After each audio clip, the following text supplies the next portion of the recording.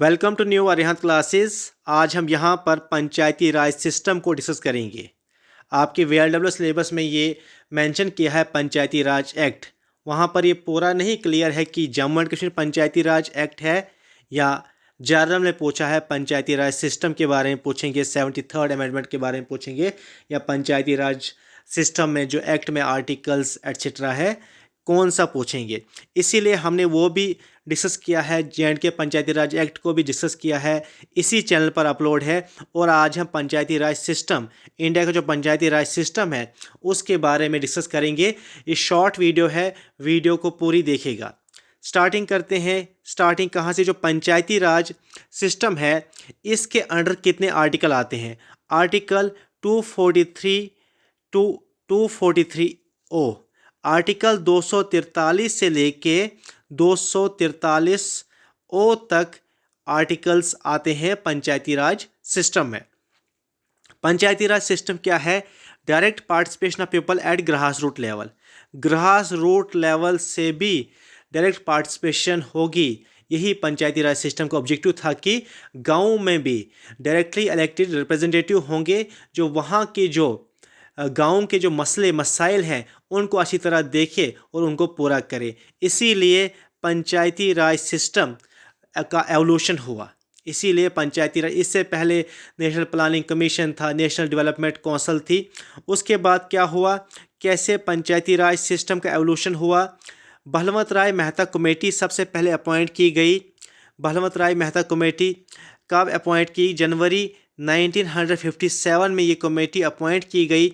और इस कमेटी ने अपनी रिपोर्ट कब सबमिट की? नवंबर 1957 को इस कमेटी ने अपनी रिपोर्ट सबमिट की। किस कमेटी ने? भलवंत राय मेहता कमेटी। और इस कमेटी ने क्या सजेस्ट किया अपनी रिपोर्ट में? इसने क्या बोला? इसी कमेटी ने बोला डेमोक्रेटिक डिसेंट्रलाइजेशन की ज़रूरत है।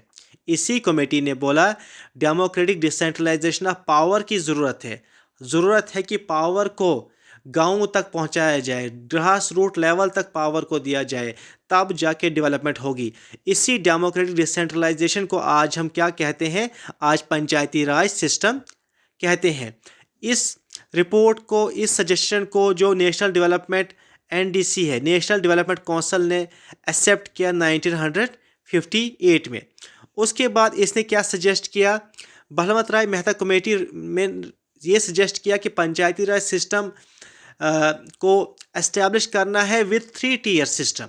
इसने बोला एक ग्राम पंचायत होनी चाहिए जो विलेज लेवल पर फंक्शन करेगी, एक पंचायत समिति होनी चाहिए जो ब्लॉक लेवल पर फंक्शन करेगी, और एक ज़िला परिषद होना चाहिए जो डिस्ट्रिक्ट लेवल बॉडी होगी। भलवंत राय मेहता कमेटी ने सजेस्ट किया कि पंचायती राज सिस्टम होना चाहिए 3 टायर सिस्टम। 3 टीयर सिस्टम, इसमें ग्राम पंचायत, पंचायत समिति एंड ज़िला परिषद। जो फर्स्ट किसने एक्सेप्ट किया है? कौन सी पहली स्टेट जिसने अडॉप्ट किया पंचायती राज सिस्टम? पहली बार first accepted by Nagaur district of Rajasthan. सबसे पहले कहाँ पर एक्सेप्ट किया गया, अडॉप्ट किया गया? Nagaur district of Rajasthan. कभी कभी ये भी पूछते हैं कंप्लीटली किस स्टेट ने सबसे पहले एक्सेप्ट किया, तो वो आंध्र प्रदेश, बिहार, गुजरात जिन्होंने कंप्लीटली एक्सेप्ट किया। लेकिन सबसे पहले एक डिस्ट्रिक्ट में, जो राजस्थान का एक डिस्ट्रिक्ट है नागौर डिस्ट्रिक्ट, वहाँ पर सबसे पहले अडॉप्ट किया गया इस पंचायती राज सिस्टम को विद 3 टीयर्स। इसके बाद क्या है? जो दूसरी कमेटी है अशोक मेहता कमेटी। अशोक मेहता कमेटी को अपॉइंट किया गया जनता गवर्नमेंट ने 1977 को to suggest measures to revive and strengthen the declining Panchayati Raj system. इस कमेटी को बोला गया कि आप हमें कुछ सजेशन दीजिए, कुछ मेजर्स दीजिए, कुछ हम रिवाइव करेंगे, इसकी स्ट्रेंथन, जो डिक्लाइन हो रही है पंचायती राज सिस्टम को, इसको फिर से स्ट्रेंथ करना है, आप कुछ सजेशन दीजिए अशोक मेहता कमेटी को। उसके बाद क्या होता है? अशोक मेहता कमेटी ने सजेस्ट किया 2 टीयर सिस्टम। इसने बोला पंचायती राज सिस्टम में 2 टीयर सिस्टम होने चाहिए।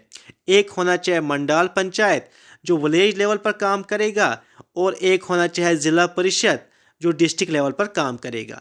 इससे पहले हमने पढ़ा भलवंत राय मेहता कमेटी ने 3 टीयर मॉडल सजेस्ट किया था, ग्राम पंचायत पर एक, और ब्लॉक समिति और ज़िला परिषद। लेकिन अशोक मेहता कमेटी ने 2 टीयर मॉडल सजेस्ट किया, एक होगा मंडल पंचायत जो विलेज पर काम करेगा, और एक होगा जिला परिषद जो डिस्ट्रिक्ट लेवल पर काम करेगा। और इन्होंने बोला था कि panchayat must have power to collect taxes.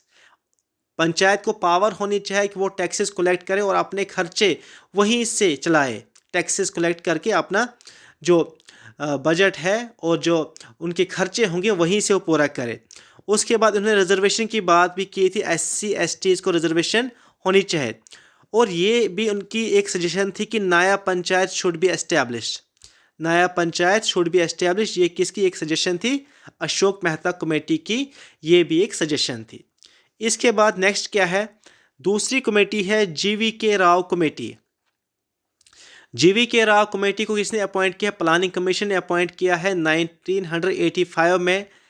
It recognise that development was not seen at grass root level due to bureaucratization in Panchayati Raj system.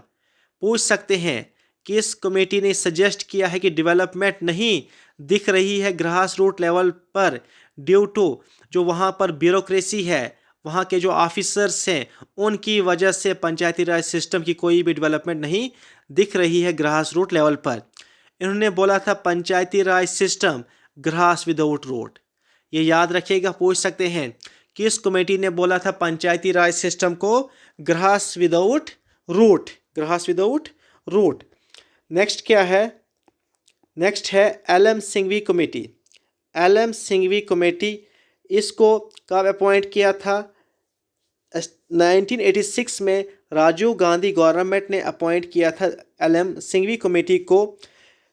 किस लिए इसको अपॉइंट किया था? इसे कहा गया था कि to prepare a concept paper on revitalization of Panchayati Raj institution for democracy and development. Revitalization for Panchayati Raj. पूछ सकते हैं किस कमेटी को अपॉइंट किया था for revitalization of Panchayati Raj institution for democracy and development. इन्होंने बोला था कि village panchayat should have more financial resources, financial resources होने चाहिए ज़्यादा किसको? विलेज पंचायत को। और इन्होंने बोला था constitutional status to Panchayati Raj institution. इन्होंने बोला कॉन्स्टिट्यूशनल स्टेटस दीजिए पंचायती राज इंस्टीट्यूशन को। पहली कमेटी है जिसने कॉन्स्टिट्यूशनल स्टेटस की बात की थी, पंचायती राज इंस्टीट्यूशन को कॉन्स्टिट्यूशनल स्टेटस दिया जाए। ये कौन सी कमेटी थी? LM Singhvi committee. इसके बाद थंगन कमेटी। थंगन कमेटी 1988 में अपॉइंट की गई। इसने बोला था maximum period of supersession of a body should be 6 month. और इन्होंने भी बोला था constitutional recognization must be granted to Panchayati Raj system. Next क्या है? गैडगिल कमेटी। इसने ये कब कॉन्स्टिट्यूट की थी? 1988 में। किस पार्टी ने? कांग्रेस पार्टी ने कॉन्स्टिट्यूट की थी। इसके बाद इन्होंने बोला था कि members of panchayat at all the 3 level should be directly elected. इन्होंने बोला था कि तीनों लेवल के मेंबर्स जो होते हैं पंचायती राज सिस्टम में ये डायरेक्टली इलेक्ट होने चाहिए। क्या होने चाहिए? डायरेक्टली इलेक्ट होने चाहिए। और इन्होंने ही बोला था कि establishment of state finance commission, state finance commission होना चाहिए जो फाइनेंस करेगा पंचायती राज इंस्टीट्यूशंस को। ये किसने बोला था? गडगिल कमेटी ने ये सजेशन दी थी कि स्टेट फाइनेंस कमीशन भी होना चाहिए। इसके बाद हम ज़रा अब आर्टिकल्स को डिस्कस करेंगे। पंचायती राज सिस्टम में जो आर्टिकल आते हैं, आर्टिकल 243 से लेके 243 ओ, 243 से लेके 243 ओ, ये जो आर्टिकल है पंचायती राज सिस्टम में जो आर्टिकल है कहाँ से कहाँ तक? आर्टिकल 243 से लेके 243 कैपिटल ए तक। ये आर्टिकल बहुत इम्पॉर्टेंट है, पेपर में यहाँ से क्वेश्चन बनने के ज़्यादा चांसेस होते हैं। आर्टिकल 243 ए क्या? इसमें डेफिनेशन आती है कौन कौन सी टर्म्स यूज़ हुई है पंचायती राज सिस्टम में। आर्टिकल 243 में क्या होता है? स्टार्टिंग में क्या होता है? किसी चीज़ की डेफिनेशन, किसी चीज़ की इंट्रोडक्शन। उसके बाद आर्टिकल 243 ए में ग्राम सभा आता है। आर्टिकल 243 ए में क्या आता है? ग्राम सभा। ए से आप याद रखना असेंबली होता है। असेंबली किसे बोलते हैं? Group of peoples. इसके साथ याद रखेगा gram sabha. Article 243 B constitution of panchayat. Constitution of panchayat. Constitution होता है, अगर हम सिंपल में भाषा में बात करेंगे, किसी चीज़ को बनाना, किसी चीज़ को बनाना। तो बी से बनाना, कॉन्स्टिट्यूशन ऑफ पंचायत। सी से आर्टिकल 243 कंपोजिशन ऑफ पंचायत। सी है तो सी से कंपोजिशन है। आर्टिकल 243 डी से क्या आएगा? Reservation of seats. Reservation of seats किसको मिलती है? जो डिप्रेस्ड क्लासेस थी। डिप्रेस्ड क्लासेस एसोसिएशन बनाई थी किसने? बी आर अम्बेडकर ने बनाई थी 1930 में। किन लोगों के लिए? जो डिप्रेस्ड है, SC ST लोअर कास्ट। तो आप ऐसे याद रखिएगा 243 डी किससे रिलेट करती है? रिजर्वेशन। रिजर्वेशन किसको चाहे? Depressed classes. डी से डिप्रेस्ड, डी से 243 डी से रिजर्वेशन। नेक्स्ट है ई से ड्यूरेशन। 243 ई से ड्यूरेशन। ई से ईयर भी बनता है, तो ई से ईयर भी रिलेट करता है। तो कितने ईयर की ड्यूरेशन मिलेगी पंचायती राज सिस्टम में एक इलेक्शन के बाद? तो ई से ड्यूरेशन। एफ से डिस्क्वालिफिकेशन। ये तो बहुत इजी है, एफ वाला तो बहुत इजी है। एफ से क्या होता है? फेल। फेल मतलब होता है डिस्क्वालीफाई, ये क्वालिफाई नहीं कर सका, तो एफ से आएगा डिस्क्वालिफिकेशन ऑफ मेंबर्स। जी से क्या आएगा? जी से पावर। जी से क्या आएगा? जी से पावर। तो आप अगर घी खाओगे, अगर घी खाओगे तो घी खाने, घी में बहुत फैट होता है, उससे आपको पावर आएगी। तो ऐसे याद रखिएगा, जी से पावर, पावर अथॉरिटी जी में ही आता है। एच से क्या है? 243 एच से क्या है? Power to impose taxes funds of panchayat. Power to impose taxes, H से याद रखिएगा, पावर टू इम्पोज टैक्सेस और फंड्स ऑफ पंचायत भी एच में आता है। 243 आई। आई क्या है? आई से आप याद रखिएगा, आई से होती है इनकम। तो कॉन्स्टिट्यूशन ऑफ फाइनेंस कमीशन, जब फाइनेंस कमीशन होगा तभी पंचायत को कुछ पैसा वैसा मिलेगा, तो इनकम बढ़ेगी। तो आई से याद रखिएगा आप income, constitution of finance commission.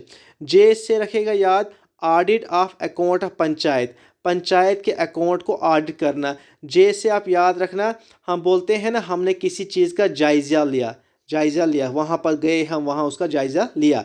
तो जे से रखना याद आप, audit of account of panchayat. के से आप याद रखना इलेक्शन। के से याद रखिएगा इलेक्शन, इलेक्शन ऑफ पंचायत। ये भी बहुत इंपॉर्टेंट आर्टिकल है।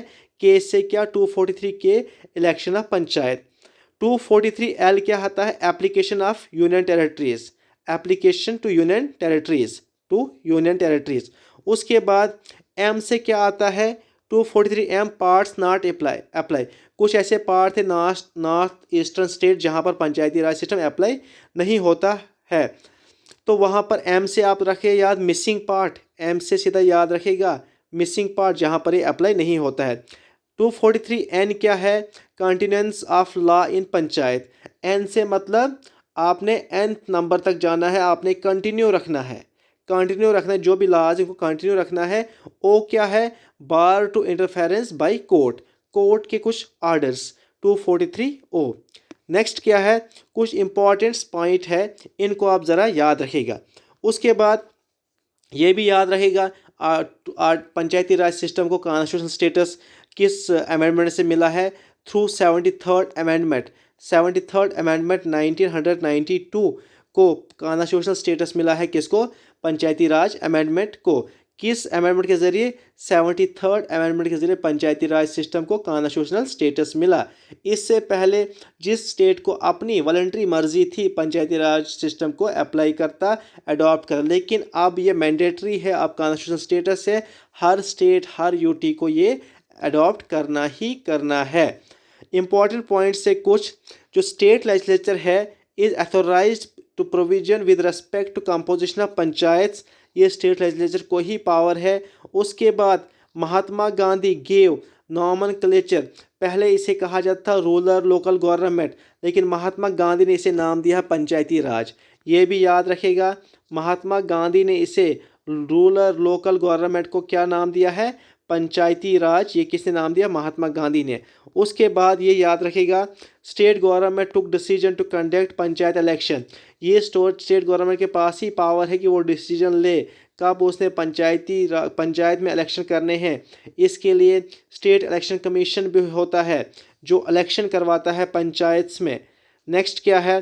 Panchayat raj system is mentioned in state list, ये भी याद रखना किस लिस्ट में मेंशन है? स्टेट लिस्ट में मेंशन है। उसके बाद 11th schedule was added for Panchayati Raj system. Panchayati Raj system के लिए 11th शेड्यूल ऐड किया गया और इसमें कितने सब्जेक्ट्स है? 29 सब्जेक्ट्स है। और 9th पार्ट 9 है पंचायती राज सिस्टम आता है। नेक्स्ट क्या है? Narasimha Rao was PM at the time of 73rd constitutional amendment. जब ये 73rd और 74th कॉन्स्टिट्यूशनल अमेंडमेंट हुआ था उस वक्त प्राइम मिनिस्टर ऑफ इंडिया कौन थे? नरसिम्हा राव। जब ये भी याद रखिएगा, पूछ सकते हैं कौन था प्राइम मिनिस्टर उस वक्त। उसके बाद नेशनल पंचायती राज डे कब मनाया जाता है? तो 24 अप्रैल, एवरी ईयर 24 अप्रैल को नेशनल पंचायती राज डे मनाया जाता है। उसके बाद आर्टिकल 40 क्या बोलता है? डीपीएसपी का ये आर्टिकल है। आर्टिकल 40 बोलता है to organise village panchayat. Article 40 क्या बोलता है?